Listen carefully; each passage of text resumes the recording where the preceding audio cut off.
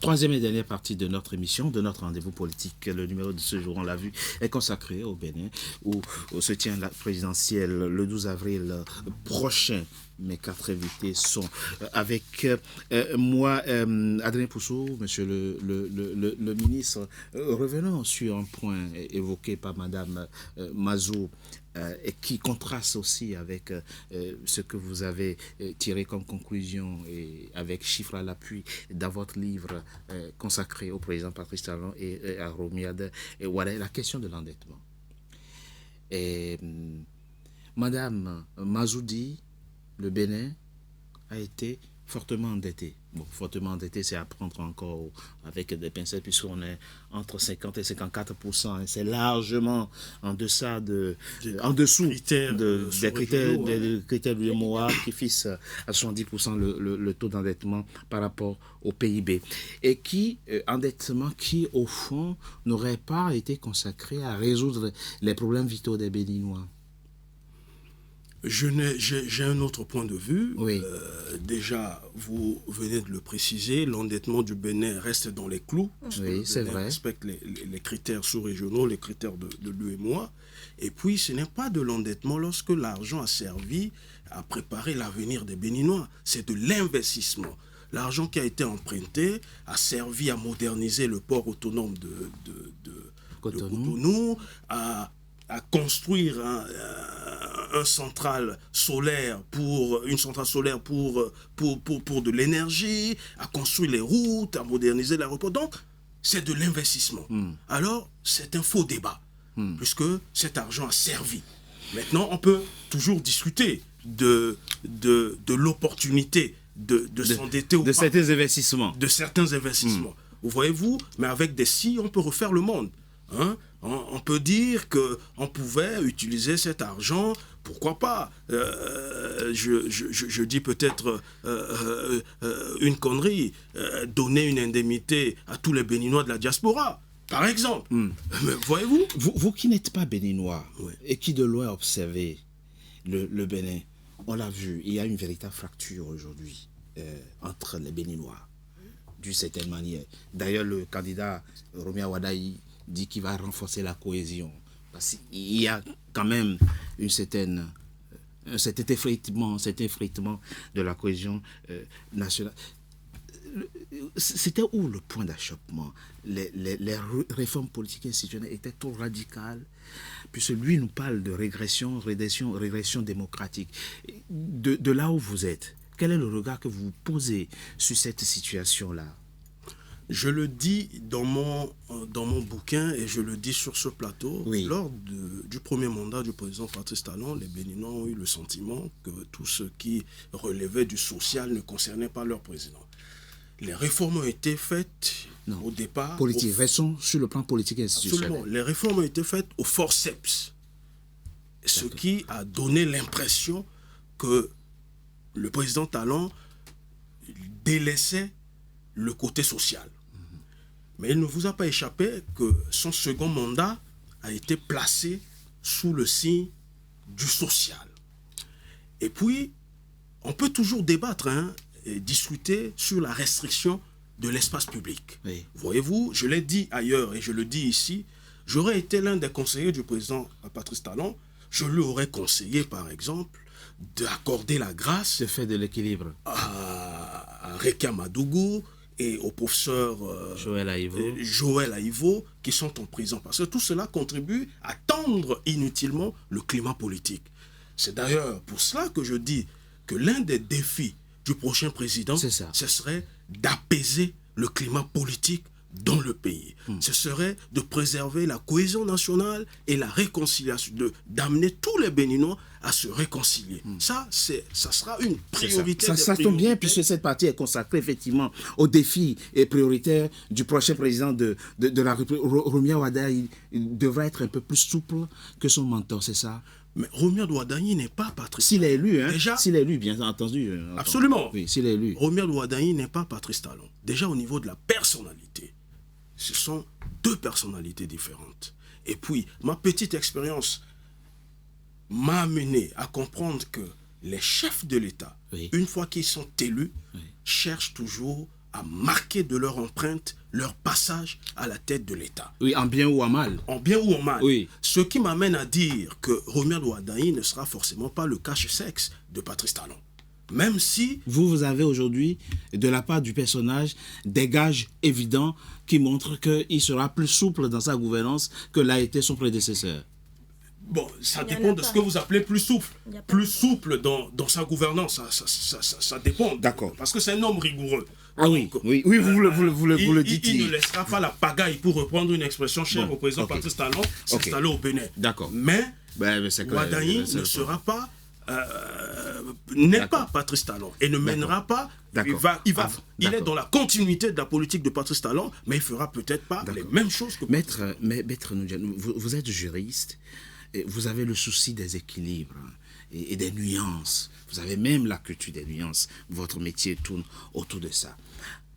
Qu'on soit béninois ou pas, quand on analyse de façon objective la gouvernance à laquelle a appartenu Romuald Wardani ces 10 dernières années, on peut constater que ce qui était important pour le président Patrice Talon et son ministre de l'économie, c'est les résultats, les réformes, les résultats. On veut faire avancer les choses, on veut développer le Bénin, on va dire ça comme ça. On prend le vocable générique. Le développement. La question c'est d'où vient l'idée, mais qu'on ne peut pas faire l'équilibre entre développement et liberté fondamentale.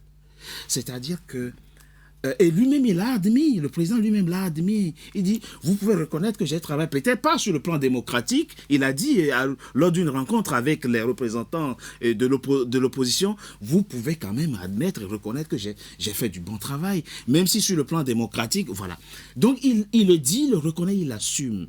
Mais c'était pas possible de faire un peu l'équilibre entre développement et protection et garantie des libertés fondamentales, ouverture de l'espace politique. En tout cas, plus qu'il l'a fait. Plus qu'il l'a fait. Plus qu'il l'a fait, oui. D'accord, donc M. Wardani fera plus que ça n'a été fait. Parce que nous sommes là pour parler de la candidature de M. Wardani. C'est ça, exactement. Écoutez, développer, ce n'est pas facile. C'est vrai, Quand vous avez raison. Vous prenez le pays il y a 10 ans, n'est-ce pas, en 2016, dans l'état que vous connaissez, je ne veux pas faire le procès d'un ancien président, il y a eu du boulot, il y a beaucoup de choses qui ont été faites. Vous parlez aux juristes que je suis, oui. La garantie de la justice d'un état de droit, c'est la séparation des pouvoirs. Aujourd'hui, n'est-ce pas, il y a une magistrature qui est indépendante, avec un parquet et qui exerce ses attributions, et le siège qui travaille aussi avec les auxiliaires de justice, les avocats qui peuvent défendre. Mais alors, rompre, c'est assainir également les mœurs politiques. Le Bénin était un pays de pagaille. Il fallait mettre de l'ordre. Eh bien, on a mis de l'ordre. Aujourd'hui, justement, écoutez, vous avez plein de gens qui sont embastillés, qui sont en prison pour des faits de corruption. Aujourd'hui, c'est tout cela, justement, qu'on désigne sous le vocable de péril des droits de l'homme, alors qu'en réalité, c'est un assainissement. Regardez là. Au bout de 10 années, il y a eu l'explosion d'un phénomène qu'on appelle au Bénin les gaïmans, c'est-à-dire la cybercriminalité. Il n'y en a plus pratiquement. C'est vrai, mais bravo, vous avez raison. Je suis heureux, vous ne m'interrompez pas parce que je parle au béninois. À partir de ce moment, eh bien, une fois qu'on a posé les jalons, eh bien, ça va s'amplifier davantage. L'espace va s'ouvrir si les Béninois le veulent, parce que c'est les Béninois qui donnent le mandat. Et en attendant, nous sommes là pour en appeler au vote, à la participation au vote. Et je voudrais justement dire que la diaspora doit se mobiliser davantage pour amplifier le mouvement, soit donner le pouvoir à M. Oumpe ou donner le pouvoir à M. Wardani. Dernier point, et puis on finit avec, c'est important, la question des libertés. Tout à fait. On peut critiquer. Ne baissez pas la voix, ce n'est pas une confidence. On peut critiquer le président de la République. Est-ce que, en tout cas, le sentiment qu'on a, quelquefois, surtout en ce qui concerne nos confrères journalistes, c'est que vous avez des gens qui sont poursuivis pour avoir critiqué. On a le droit, enfin, je vais dire au Bénin, en 80, on se souvient, nous venons de quelque part. En 89, quand nous faisions la conférence, on a un pacte républicain qui consacre la culture de la critique politique. Oui. Et vous avez des gens... Et donc, Et donc, vous avez des journalistes qui sont poursuivis, des activistes qui sont poursuivis parce qu'ils ont critiqué sur les réseaux sociaux. Peut-être que le prochain président devra accepter ou du moins être un peu plus tolérant par rapport à ça. Non? Vous touchez à un élément qui vous concerne particulièrement parce que vous êtes du métier. Oui. Monsieur Togbé, j'espère que vous arrivez à différencier la critique de l'injure, de la diffamation. C'est vrai. Vous êtes sur un plateau quasiment à 2 pas des Champs-Élysées. Le palais de l'Élysée n'est pas loin. Je ne veux pas aller vous défendre demain si vous diffamez sur votre joli plateau. Vous avez raison. Donc, ceux qui sont poursuivis et sont défendus par ailleurs par des confrères assez de haut niveau, c'est bien pour des faits de diffamation. La critique n'est pas passible de poursuite au Bénin. Le code pénal ne le prévoit pas. Le code pénal béninois ne le prévoit pas. Donc, laissons le sentiment de côté. C'est ceux qui voulaient naviguer justement dans une forme d'impunité et continuer ce qui se faisait avant. On est passé par toutes ces étapes pour avoir le Bénin nouveau que nous avons aujourd'hui. Alors, écoutez, c'est une réponse qui est tout à fait claire et qui est audible aussi. Je voudrais demander la permission à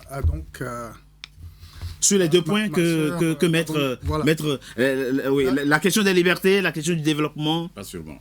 Alors, il faut déjà comprendre une chose. Monsieur Dessous a son catalogue. Monsieur... Allez-y. Monsieur oui. Sébastien... C'est la fin de l'émission. Sébastien Noudielmé, bravo. Vous m'avez renommé. Non, Séraphin Noudielmé. C'est Séraphin. Allez-y rapidement, monsieur Dessous. Élude, le bilan de Patrice Talon en matière de gestion politique institutionnelle. C'est pas le but de notre émission. Non, laissez-moi finir, s'il vous plaît. Vous n'allez pas censurer mon propos. Ah non, vous le laissez parler. Comment va-t-il oser? Mais toutes les fois où j'essaie de parler, soit je suis présenté comme opposant radical, soit... Laissez au moins la paternité de mes propos. Allez-y. J'essaie d'exprimer tout simplement. Allez-y. Vous avez admis à être l'opposant radical. Moi, je vous apprécie pour ça. Je n'ai jamais dit que j'étais un opposant. Autant pour moi. Alors, ce mot, il est du présentateur. D'accord. Écoutez, si vous pensez... Maintenant, si je vous ai offensé avec ce mot, alors je vous présente mes excuses. Non, il n'y a pas de souci. Je l'accepte de bonne foi, mais juste dire qu'en 91... En 91, lorsque le président Soglo prenait le pouvoir en 91, après avoir dirigé la transition, la situation économique et sociale était très grave. Nous sortions de la banqueroute du Parti communiste marxiste-léniniste sous les années Guéréco. Et pourtant, ce qui était d'inspiration communiste. Si. Le PRPB est d'inspiration communiste. Allez-y. Le socialisme, c'est une étape. Il parlait de marxisme-léninisme. Il faisait beaucoup la guerre communiste. Mais passons. Non, mais il était Vous voyez bien l'amalgame. Allez-y, s'il vous plaît. Allez-y, monsieur Dessous. Il était affilié au Parti communiste, à l'international communiste, on y va. Donc soviétique. Ça, c'est une parenthèse fermée. Juste dire que la situation était tragique, mais le président Soglo n'a pas restreint les libertés, n'a pas enfermé des opposants en prison, n'a pas terrorisé les Béninois. Il s'est attelé au développement et a essayé de concilier les libertés publiques, la gestion rationnelle de l'État avec les défis de la protection des libertés fondamentales. Or, nous assistons à quoi? En juillet 2022, le président Talon même l'a dit. Il a dit à Emmanuel Macron en visite à Cotonou. Il a dit « Mon objectif désormais est de ne pas laisser le politique polluer l'économique. » Et son modèle, c'est le Rwanda de Paul Kagame. Et tous les turiféraires du pouvoir de Talon le disent. Or, le Bénin n'a ni connu de génocide, n'a ni connu de guerre. Nous avions un renouveau démocratique qui était respecté dans le monde. Et le président Talon a été élu grâce à ce pluralisme politique et démocratique. Et donc, son bilan moral à ce niveau est clair. Il a assassiné le renouveau démocratique en prenant le pouvoir. Aujourd'hui, l'espace politique est restreint, l'espace civique est restreint. On va jusqu'à kidnapper des journalistes, des activistes, que ce soit au Togo avec Frère Onvi, ou bien en Côte d'Ivoire, vous avez notre frère Hugues Sossoupé qui a été kidnappé avec l'aide des services ivoiriens. Aujourd'hui, il est en prison sans jugement depuis juillet 2025. Vous avez Sébastien Ajavon et tous les leaders politiques. Donc tout l'espace politique aujourd'hui est complètement détruit au Bénin, pour cannibaliser, pour permettre soi-disant l'efficacité économique. C'est une vision néolibérale, mais dans la réalité, pour paraphraser l'ancien président d'Amnesty International Sénégal, nous n'avions ni développement, ni liberté. À la fin, vous voulez dire. À la fin, on n'a ni liberté, ni développement. 10 ans plus tard, on n'a ni développement, ni liberté. Donc nous avons le grand désastre. Je parle justement de Alioune Tine, qui observait très bien cela sur Africa numéro 1 il y a quelques années. Et je terminais juste en disant sur les défis très rapidement. Oui. Pour moi, le principal défi, c'est aujourd'hui une rupture fondamentale avec les politiques néolibérales héritées de Talon. Donc une détalonisation de l'État. En recontrôlant la sphère. Si, on a il nous a écouté. En contrôlant la sphère économique du pays qui est passé donc du régalien béninois aux mains d'un privé qui est faire ça. Le nouveau, s'il vous plaît. Madame Mazou, vous avez le dernier mot. On laisse Madame conclure. On laisse Madame Mazou conclure. Oui, elle va conclure. Oui. Mais je voudrais également terminer en disant ceci. En disant juste que Monsieur Séraphin Djenmé serait bien inspiré de nous montrer les 500 000 emplois qui ont été promis au peuple béninois. Dans le PAG. Merci. Allez-y, Madame Mazou. Je suis ravie d'avoir le mot de fin. Et le mot de fin, moi, aujourd'hui, c'est de dire à tous les Béninois, que ce soit de la diaspora et au Bénin, ce qui est bien, c'est que sur ce plateau, on est convenu à une conclusion de savoir que le défi majeur au Bénin aujourd'hui, c'est de recoller le tissu social et avoir une cohésion sociale au Bénin. Et on l'a remarqué que le candidat plébiscité par la mouvance ne nous propose absolument rien dans son programme. Il faut aller lire le projet qui pourrait amener à ces fins-là. A contrario, on a aujourd'hui un candidat. On peut beau dire tout ce qu'on veut du candidat Paul Humpé, mais il est aujourd'hui la seule personne qui pourrait aujourd'hui décrisper, je vais bien dire, l'atmosphère politique au Bénin et ramener la paix, la cohésion sociale, tout ce qui aujourd'hui... Il n'y a pas la paix aujourd'hui au Bénin. Parlons de la cohésion sociale, parce que la cohésion sociale est corrélée à la paix. On est d'accord. Et c'est corrélé. Et la tête, c'est la démocratie qui aujourd'hui est fragilisée. Et tout le monde peut le constater aujourd'hui. Si on peut dire que hier, on avait un pays de pagaille, parlons de l'obésité. Aujourd'hui, on est en anorexie. Et la seule personne qui pourrait trouver un juste milieu entre le pays d'hier de pagaille et le pays d'aujourd'hui anorexique qui est en train de mourir. Il faut ramener le Bénin à la vie. Il faut lui donner de l'oxygène. Il est malade. Il faut lui donner de la santé. Et on a une personne aujourd'hui, Paul Humpé. Merci. On peut beau dire tout ce qu'on veut. Il y aura. J'ai le mot de fin et on va finir sur mes mots. Non, pas du tout. Ce sera la personne. Elle a le mot de fin. J'ai le mot de fin. Oui, donc je le dis bien. J'appelle tous les Béninois à se réveiller. Parce qu'on a une opportunité aujourd'hui de finir avec tout ce caca et de ce piège sans fin qu'on a depuis 2016. Merci, Madame Afousatou Mazou. S'il vous plaît, restez encore assise, puisque les caméras sont encore sur nous. Je rappelle, vous êtes ingénieur, porte-parole diaspora du parti politique FCBE. C'est le parti qui porte la candidature du duo au Roumpé-Rouanou. En tout cas, votre appel sera entendu par les Béninois, comme le vôtre aussi, vous qui, dans cette émission, appelez à voter massivement pour la candidature de Romuald Wadaï. Vous vouliez dire quoi? Elle avait déjà le mot de la fin. Il n'y a rien d'autre. En une phrase, vous connaissez la différence entre le chien qui a vu le lion et celui qui n'a pas vu le lion? Celui qui a vu le lion court plus vite que celui qui n'a pas vu le lion. Donc, Romuald Wadaï, en étant déjà au fait des réalités béninoises, aux affaires, saura relever ce pays. Non, on a fini l'émission. Malheureusement, l'émission est finie. Sinon, on sera obligé de refaire. Je suis attendu ailleurs. Voilà. 2 secondes. Votre travail. 2 secondes, je suis à l'écran. Je voulais vous dire que, eh bien, les Béninois qui ne peuvent pas, de la diaspora qui ne peuvent pas se déplacer pour voter, ont la possibilité de donner des procurations. Merci. Et rendez-vous tous. Merci. C'est donc la fin de Frontal, votre rendez-vous politique dont le numéro de ce jour a été consacré au Bénin, où se tient la présidentielle le 12 avril prochain. Merci d'avoir été nombreux en notre compagnie. Restez fidèles à nos programmes. À très bientôt pour un nouveau numéro de Frontal. Merci à vous. Merci. Merci.